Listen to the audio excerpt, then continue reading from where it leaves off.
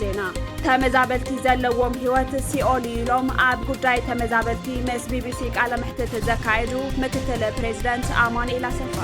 ኣብ ልዕሊ ደቂ ኣንስትዮ ትግራይ ዝበፅሐ መጥቃዕቲ ንክሓዊ ሚድያታት ትግራይ ኣብ ኩለ መዳይ ሕዌት ትኩረት ገይረን ክሰርሓ ይግባእ ኢለን ሓላፊት ቢሮ ጉዳይ ደቂ ኣንስትዮ ትግራይ ኣብ ሱዳን ኣብ ሆስፒታል ብዝተፈጸመ መጥቃዕቲ ህፃናት ተቐቲሎም ዝብሉን ካልኦትን ሰላምታና በብዘለኹም ይብጻሕኩም ክቡራት ተኸታተልቲ ኣኽሱማውያን መራኸቢ ሓፋሽ ካብ ትግራይ ክሳብ ዓለም ለኸ ፍጻመ ጽሩይ ሓበሬታ ናባኹም ከነቕርብ ኢና ንቪድዮና ላይክ ቻነልና ሰብስክራይብ ብምግባር ኣባል ቤተሰብና ይኹኑ ኣኽሱማውያን መራኸቢ ሓፋሽ ንቕሓት ነቐድም ተመዛበልቲ ዘለዎም ህይወት ሲኦል ኢሎም ኣብ ጉዳይ ተመዛበልቲ ምስ ቢቢሲ ቃለ መሕትት ዘካየዱ ምክትል ፕሬዝዳንት ኣማኑኤል ኣሰፋ ኣብ እዋን ኩናት ትግራይ ካብ መረበቶም ተመዛቢሎም ንኣስታት 5 ዓመት ኣብ ሕሱም ኩነታት ዝርከቡ ተመዛበልቲ ዞባ ምዕራብ ትግራይ ያክል ናብ መረበትና ምለሱና ብምባል ብተደጋጋሚ ሰልፍታት ተቃውሞ የካይዱ ኣለው ብፍላይ ድሕሪ ውዕል ፕሪቶርያ እቶም ተመዛበልቲ ብሎሚ ጽባሕ ንምለስ ዝብል ተስፋ ሰኒቆም ጸኒሖም እንተኾነ እቲ ሰፊሕ ግዝኣት ዛጊድ ኣብ ኢድ ዕጡቃት ዝርከብ ኮይኑ እቶም ብኣማይታ ሸሓት ዝቁፀሩ ተመዛበልቲ መረበቶምን ንብረቶምን ሲኢኖም ፈቐዶ ዳሳት ኣደዳ ቁርን ፀሓይን ኮይኖም ይርከቡ ኢሉሎ ቢቢሲ ኣብ ዘውፅኦ ጸብጻብ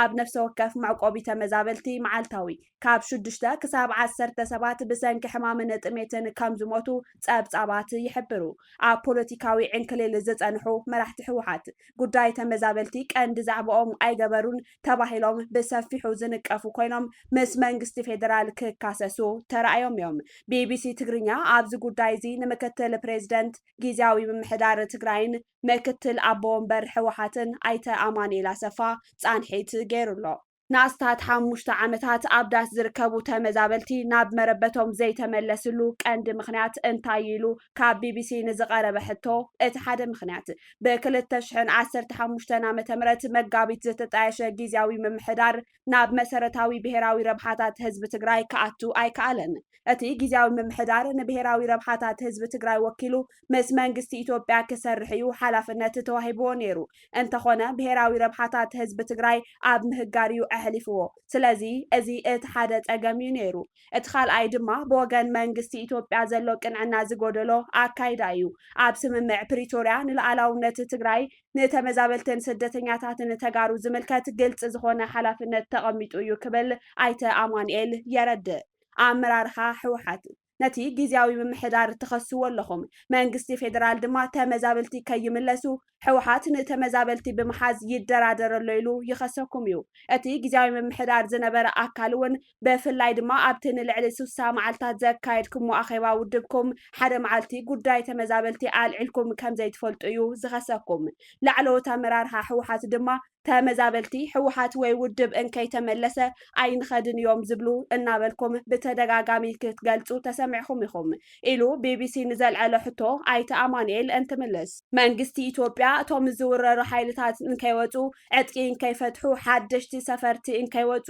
ድሕንነት ናይቲ ከባቢ እንከይተረጋገፀ ናብኡ ክምለሱ እዩ ዝደልዮም ንሕና ከዓ እዚ ንድሕንነት ተፈናቐልትና ኣብ ሓደጋ ዘእቱ እዩ ብተግባር እውን ኣብ ጸለምቲ ርኢናዮ ኢና ስለዚ ከምኡ ይኮነን ክኸውን ዘለዎ ክምለሱ እንተኾይኖም ኣብኡ ዘለው ዕጥቃት ዕጥቆም ይፍትሑ ይውፅኡ ዝተጣየሹ መምሕዳራት ይፍረሱ እቶም ሓደሽቲ ሰፈርቲ እውን ይውፅኡ ስለዚ ድሕንነቶም ተሓልዩ ይመለሱ ኢና ንብል ዘለና ናብ ጊዜያዊ ምምሕዳር ካብ እትመጽእ ጉዳይ ተመዛበልትን መፍታሕ እንታይ ዝሰራሕኩምዎ ስራሕ ኣሎ ንዝብል እቲ ዝስራሕ እኮ ስምምዕ ፕሪቶርያ መሰረት ጌርካ ምስ መንግስቲ ኢትዮጵያን ማሕበረሰብ ዓለምን ምስራሕ ምስ ህዝብኻ ምስራሕ ካብኡ ዘለው ስትራቴጂያዊ ዓቕምታት ነዚ ጉዳይ ዝምልከቶም ኣካላት ሕወሓት ሰራዊት ትግራይ ጊዜያዊ ምምሕዳርን እዮም ነዚ ጉዳይ እዚ ዝለዓለ ሓላፍነት ዝወስዱ ነቲ ሰላም ማእከል ጌርና ንሰርሕ ኣለና ተፈናቐልቲ ንዘልዕልዎ ሕቶ ከዓ ከም ጊዜያዊ ምምሕዳር ንዕኡ ደጊፉ ንዕኡ መሰረት ጌርና ከዓ ንሰርሕ ክብሉ ኣይተ ኣማኑኤል ተዛሪቦም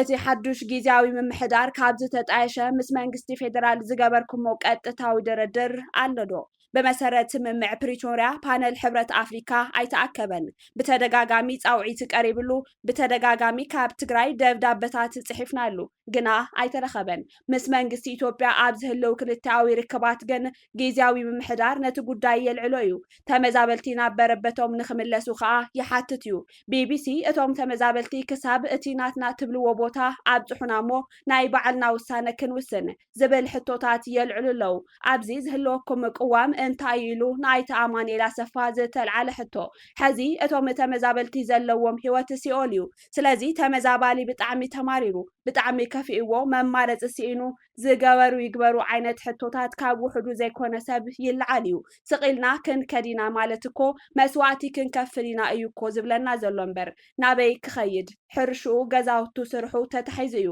ስለዚ ከይድና ክነልቅቆም ኢና እዩ ዝብል ዘሎ እምበር ሰተቲልና ኣቲና እቲ ቦታ ክህቡና እዮም ኣይኮነን ዝብል ዘሎ እቲ ተፈናቃሊ ክምለስ እንተኮይኑ ድሕንነቱ ብዝተሓለወ መንገዲ እዩ ክኸውን ዘለዎ ከመይ ጌርና ስቂልና ክንሰዶም ኣብ ዝሓለፈ ይፈትን ተባሂሉ ናብ ጸለምቲ ተሰዲዶም እኮ ጀኖሳይድ ዝፍጸመሉ ኣብኡ ጸኒሖም ከቢድ ግፍዒ ተፈጺምዎም ተመሊሶም እዮም ተፈናቂሎም ኣብ ልዕሊ ደቂ ኣንስትዮ ትግራይ ዝበፅሐ መጥቃዕቲ ንክሓዊ ሚድያታት ትግራይ ኣብ ኩለ መዳይ ሕዌት ትኩረት ገይረን ክሰርሓ ይግባእ ኢለን ሓላፊት ቢሮ ደቂ ኣንስትዮ ትግራይ ነዚ ዝተሓበረ እቲ ቢሮ ሎሚ 18 ሰነ 2017 ዓ.ም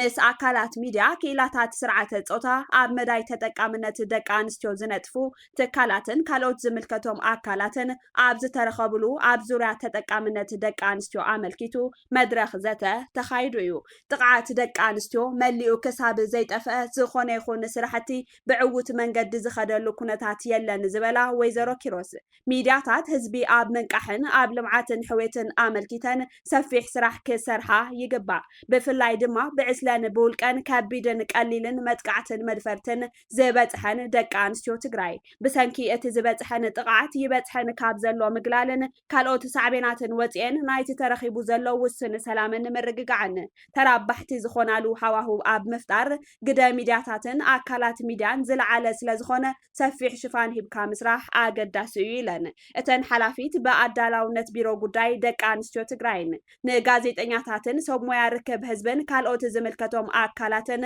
ኣብ ምሕዋይ ጥቃዓት ዝበፅሐን ደቂ ኣንስትዮ ኣድሂቡ ኣብ ከተማ ዓዲግራት የካይድኦ ኣብ ዘሎ ሓበራዊ መድረኽ ተረኺበን ኣብ ዘሕለፈኦ መልእኽቲ ከም ዝበልኦ ኣብ ትግራይ ዝተፈፀመ ፅንተታዊ ኩናት ተጋሩ ብፍላይ ድማ ንደቂ ኣንስትዮን ህፃናትን ትግራይ ዘብፅሖ በሰላ ኣዝዩ ከቢድ ምዃኑ ዘመላኽታ ወይዘሮ ኪሮስ እቲ ኩናት ኣብ ልዕሊ ንዋትን ጥሪትን ተጋሩ ማእለያ ዘይብሉ በሰላን ዕንወትን ገዲፉ ብምሕላፉ ኣብዚ ሕዚ እዋን ኩሉ ማሕበረሰብ ትግራይ ሓቦ ሰኒቁ እንታይነት ሕዌትን ተረዲኡ ክሰርሕ ሚድያታት ኣሕይለን ክሰርሓ ከም ዝግባአን ዝምልከቶም ኣካላት ድማ ስነ ልቦና ህዝቢ ትግራይ ኣብ ምህናፅን ምሕዋይን ክነጥፉ ፀዊዐን ምክትል ሓላፊት ቢሮ ጉዳይ ደቂ ኣንስትዮ ትግራይ ወይዘሮ ኣለማት ኣማረ ብግድኤን ተጠቃምነት ደቂ ኣንስትዮ ንክዓቢ ሰፋሕቲ ዕማማት ይውገኑ ከም ዘለውን እቲ ኣብ ደቂ ኣንስትዮ ዝበፅሐ ፆታዊ መጥቃዕቲ ንምሕዋይ ሓበራዊ ቃልሲ ከም ዝሓትት እውን ኣመላኺተን ቢሮ ጉዳይ ደቂ ኣንስትዮ ትግራይ ምስ መዳርግቲ ብምዃን ኣካላትን ሚድያን ርከብ ህዝብን ካልኦትን ዝምልከቶም ኣካላትን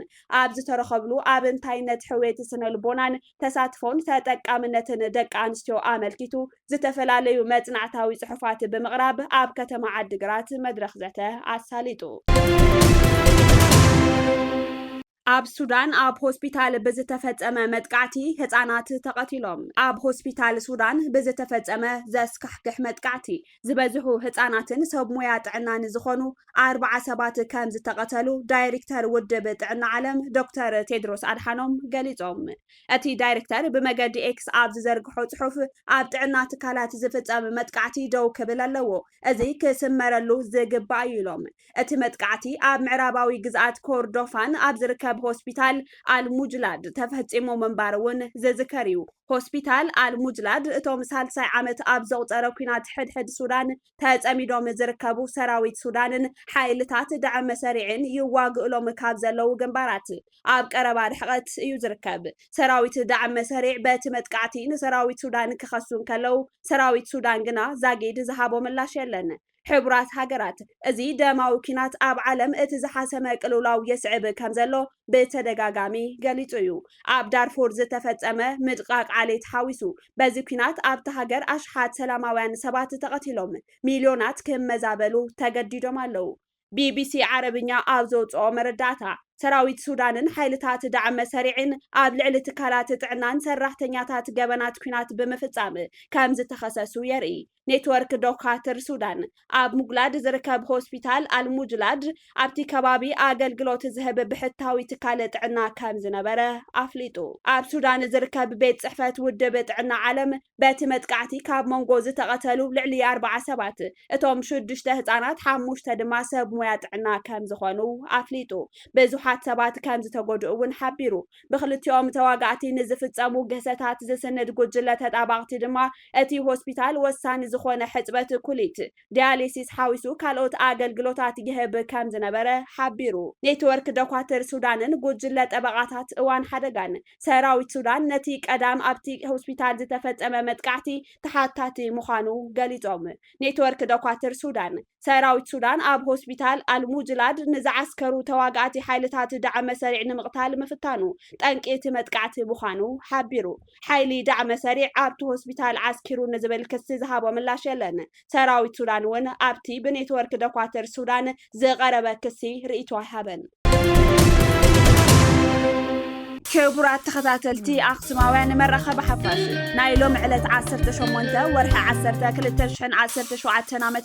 ምድላዋት ዜና ኣክሱማውያን እዞም ክትከታተልዎም ዝጠናኹም ይመስሉ ነይሮም መዝተረፉ መደባት ኣክሱማውያን ቴሌቪዥን ሰናይ ጻንሒት